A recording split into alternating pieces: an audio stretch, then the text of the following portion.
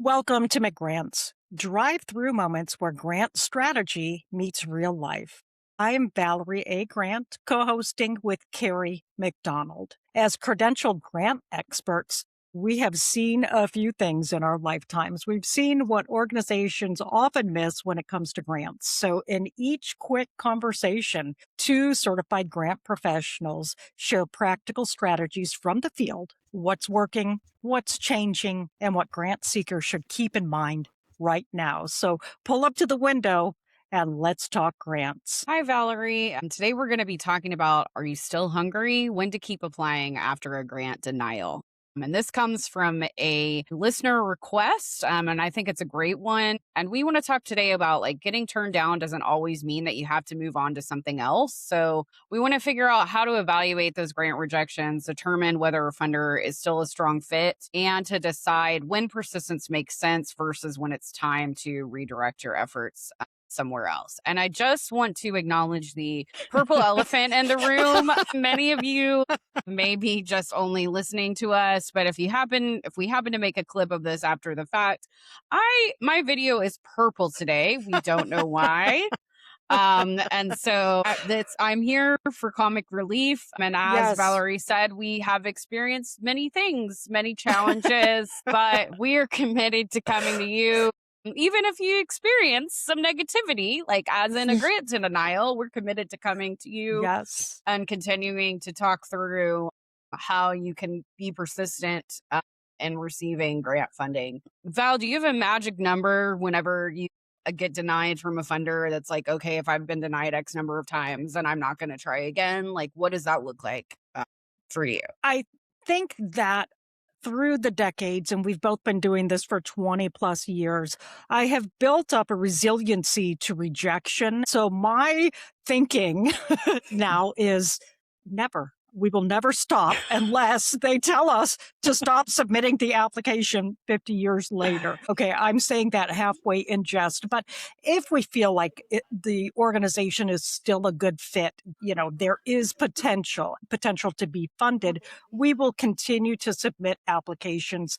In the meantime, we are, if it's usually an annual submission process, we're talking with the funder, we're meeting with them, and we're asking questions about what can we change, what can we do differently so that we might have a better potential for being funded in the future. How about you, Keri? Yeah, I agree with that. I kind of have a little bit of a magic number. I typically tell a client like 3 times of trying until we pause and then we kind of reevaluate and maybe we'll try Uh-huh. again the following year. Although it's so hard to figure this out because I have this one client that they have a funder that it's a corporate, it's a bank, and that but they have Okay. a relationship with the bank, and the bank has told them 3 years in a row, you should apply for this grant funding. You'd be great at it. It's a perfect fit for you. Like the bank has a veterans category. This client does work in equine assisted services with veterans. And so it Okay. seems like it's a perfect fit. They keep telling us to reapply. We've now been denied 3 times. No. Yeah. And so it's like, what's the magic number in this case in particular? Right. Because this is a very extensive data heavy grant. So it's not an easy Mm, process for us to right. be going through with the client. So, my tendency is to be like, no more, we're not going to keep trying. But Right. the client has built a relationship with the funder and feels like Mhm. it's worth it to continue. So I think it's Right. hard to have a magic answer for this one for sure. Right, especially if they're inviting the organization to apply.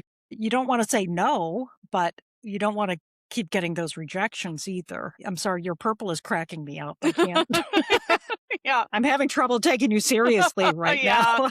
Yeah.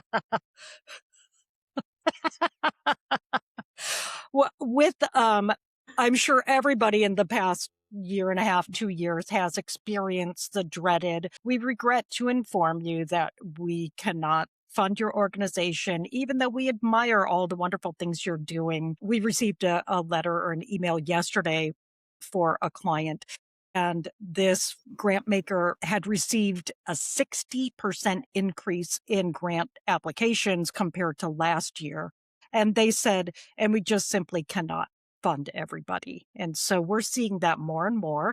And more we're seeing, please don't contact us to ask why we couldn't fund you.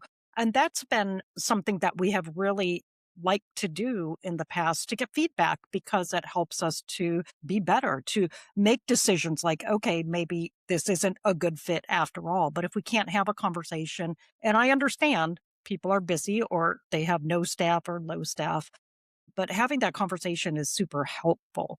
What other challenges or similar challenges are you seeing related to this? Yeah, I mean, it's a whole new world right now when it comes to this because the things that have worked in the past, like you're talking Hmm. about having that conversation with the funder after you get the denial, like sometimes it's just not working. And so I think, for us, we are now because we've seen so much of that and we've also seen like denials after like a certain like they're cutting off grant applications after a certain point, like after we get 100, we're not going to. So we are now really Right. trying with our timelines to ensure that if there is that application window, that we're getting them in as close to the beginning of that window as we possibly can, because that to us feels like one way to potentially avoid a denial because Sure. organizations are getting so many applications. But I think it is becoming more and more challenging to kind of follow the rules of the game that we followed in the past in terms of like, try to build the relationship, try to follow up if you get a denial, what do you do at that point? And I think now things are so competitive that it feels like, it's even more important probably to keep trying because, it's going to remain this way. So we have to think about A, diversifying our funding for clients, but B, Right. also like, continuing to kind of handle this rejection and it becoming a little bit more standard even though we're writing like the highest quality proposals that we can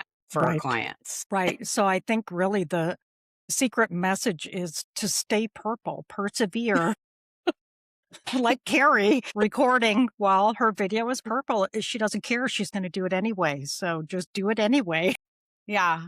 I think keep trying if the alignment is strong, like making sure, sometimes funders, we talked about this on earlier episodes, sometimes funders are, they're changing what their Hmm. funding strategy. As long as that strategy, those funding pillars stay the same and they're in alignment with the work that you do, then, keep requesting the funding if it looks like it's a good fit as long as you have the bandwidth and the client has the bandwidth to support receiving that funding long term. But I think it is just this kind of ongoing dance and challenge where Right. at a certain point you kind of have to go with your gut, like what feels like the right thing to do, especially after you've tried a few times. Like maybe we do pause and we move on to something different before we try again with Right. a particular funder. Right. And checking to see who they funded during that round can be that's usually public information and that can be inform your decision making of whether you should continue or stop trying to pursue that funding. Yeah, that for sure has helped us kind of tweak and ask from one year to the next of being able to look at what the funder